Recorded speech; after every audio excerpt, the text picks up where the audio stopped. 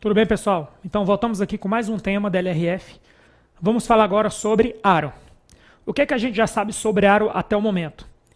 Considerando que você viu o curso completo, né?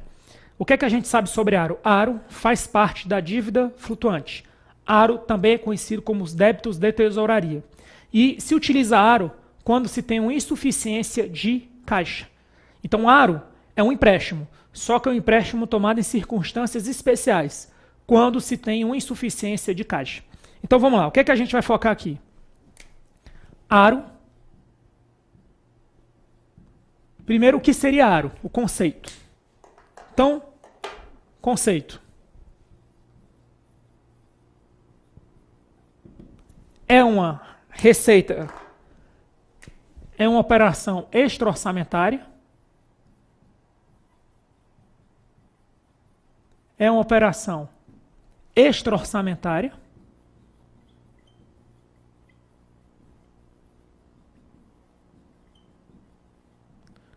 que visa contratar empréstimo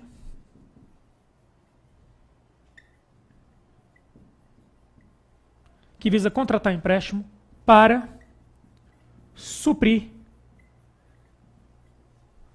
insuficiência de caixa. Que visa suprir insuficiência de caixa.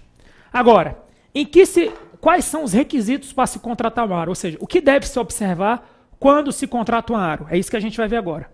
Então vamos falar aqui dos requisitos. Então, primeiro requisito seria insuficiência de caixa.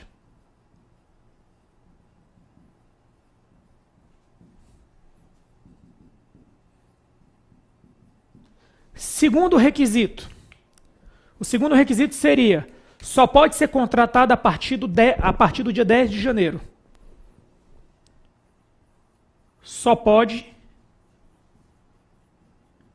ser contratada a partir de 10 de janeiro.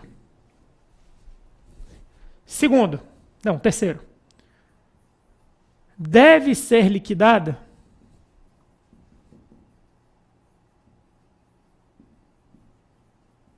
até 10/12. Deve ser liquidada até 10/12. Beleza? Esse seria o terceiro requisito. O que mais a gente deve saber? 4. Não pode ser contratada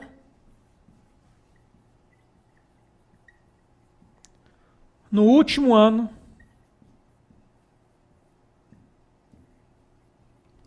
do mandato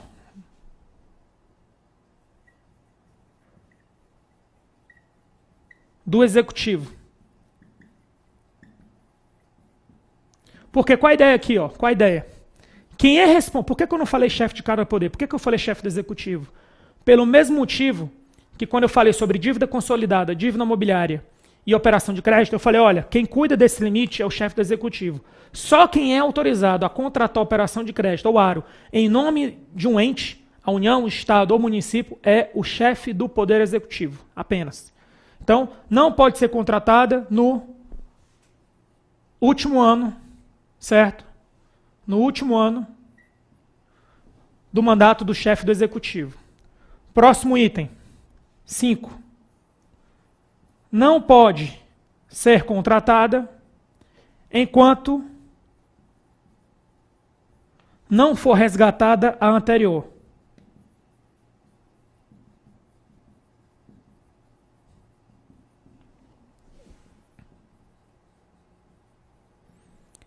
Então vamos supor o seguinte: determinado estado da federação está sem caixa para pagar a despesa com o pessoal. Isso em março. Aí ele vai e contrata um Aaro. Aí vamos supor, aí ele paga a despesa com o pessoal. Isso foi em março.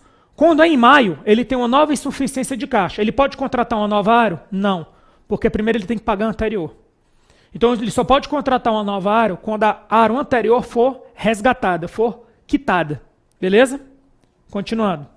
6. Deve utilizar taxa pré-fixada ou indexada. Ou seja, não se pode usar taxa pós-fixada. A pré-fixada, você já combina a taxa antes, e a indexada ela está atrelada a algum índice oficial. A pós-fixada é, daqui a 2 meses a gente pode mudar a taxa. Não, nenhum contrato de pós-fixada, de taxa pós-fixada pode ser usado. Só pode ser usada pré-fixada ou indexada de acordo com algum indicador, no caso oficial aqui, no caso do Brasil. Tá? Geralmente é isso. Você pode usar a taxa Selic, por exemplo, certo? Que seria um indicador de taxa indexada. Pré-fixada a taxa que os juros que o banco estabelecer. Beleza? Lembrando que a gente está falando de situações em que a União, o Estado ou o município vai pegar um empréstimo para cobrir uma insuficiência de caixa. E o 7º e último item. Não pode inserir custos adicionais no empréstimo.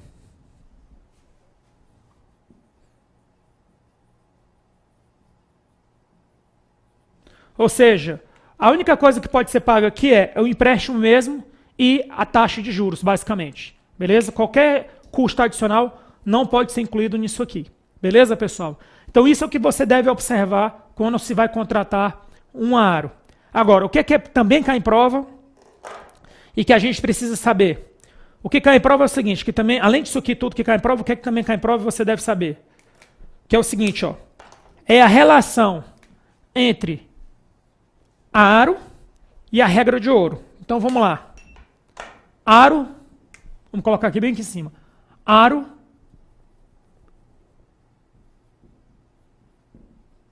e regra de ouro. Aaro e regra de ouro. Então, o que a gente tem que saber sobre Aaro e regra de ouro? O que a gente sabe da regra de ouro? A regra de ouro diz que as operações de crédito têm que ser menor ou igual do que as despesas de capital. Aí imagina que a operação de crédito tenha dado, um exemplo, R$1 milhão. E que a despesa de capital tenha dado R$1.100.000. O que é que você está vendo aqui? Que nesse caso, vamos supor que acabou o exercício, e no final, entre mortos e feridos, você fez a operação de crédito no valor de R$1 milhão e você gastou em despesa de capital no valor de R$1.100.000. Ou seja, nesse caso, a regra de ouro está sendo obedecida. Mas vamos supor o seguinte, que você fez um Aaro, aqui ó, vamos supor que você contratou um Aaro no valor de 200 mil. Se essa Aaro, olha o que eu vou falar agora, se essa Aaro não for liquidada até o dia 10 de dezembro, ela entra no cálculo aqui da operação de crédito. Em outras palavras, vamos supor que ela foi liquidada, então ela não afeta em nada a regra de ouro. Primeira dica é essa, ó. Ela foi liquidada, foi feito o feijão com arroz, foi feita as obrigações. Ela não afeta em nada isso aqui. Mas, vamos supor que deu dia 11 e ela ainda não foi liquidada. Mesmo que ela seja liquidada do dia 11 até o dia 31 de dezembro, não tem problema. Mas ela não foi liquidada até o dia 10, inclusive. Se ela foi liquidada até o dia 10, não afeta em nada. Mas se ela não for liquidada até o dia 10, se ela foi liquidada do dia 11 para frente, ou se for liquidada no outro ano, aí não importa, esses 200 mil passam para cá. Nessa circunstância, quando você for fazer uma avaliação da regra de ouro, da gestão daquele chefe do Poder Executivo, o que é que você vai concluir com base na LRF? Que nesse caso, como ele não liquidou a Aro até o dia 10 de dezembro, nesse caso, além dele não ter liquidado a Aro, ele também está descumprindo a regra de ouro. Então ele vai agora ser penalizado 2 vezes na gestão. Porque não liquidou a Aro, porque descumpriu o LRF, e porque agora a regra de ouro também foi desobedecida sem prévia autorização legislativa, por maioria absoluta. Beleza? Então isso é o que tem a ver Aro com regra de ouro. Muito cuidado, porque tem questões que já cobraram isso. Daqui a pouco a gente vai fazer uma questão de reforço. Vamos lá, vamos fazer logo então. Então, a gente vai falar agora sobre as questões relacionadas com Aro. Só um detalhe, o limite de Aro no executivo não foi definido e o limite de Aro nos estados e municípios é 7%, foi definido em resolução do Senado Federal. Agora vamos fazer as questões. São 2 questões aqui. Questão A.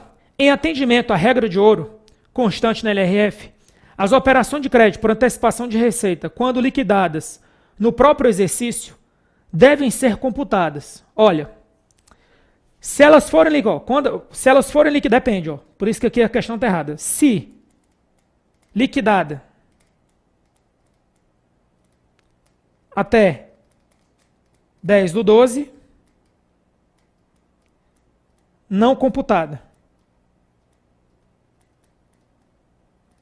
Se liquidada a contar de 11/12, aí vai ser computada. Quando ele fala devem ser computadas, ele está pegando tudo. Por isso que a questão está errada. Porque se ela for liquidada até o dia 10 de dezembro, inclusive, ela não é computada. Por isso que a questão está errada. Letra B. Considere que determinado município contrate empréstimo com instituição financeira, que consiste na antecipação de parte de seus tributos para pagamento da folha de seus funcionários. Certo? Ele está falando de antecipação de tributos. Então ele está falando de Aro. Nessa situação, deve-se considerar essa operação dívida flutuante. Verdadeiro. A Aro faz parte da dívida flutuante. Além da Aro, quem mais faz parte da dívida flutuante? Restos a pagar, serviço da dívida a pagar, depósitos, calções, a Aro que eu falei agora e papel moeda. Beleza, pessoal? Com isso a gente encerra mais esse bloco. Daqui a pouco a gente volta com mais um assunto da LRF. Estamos chegando lá, estamos chegando no fim. Aguente as pontas aí que a gente vai exaurir tudo. Até breve.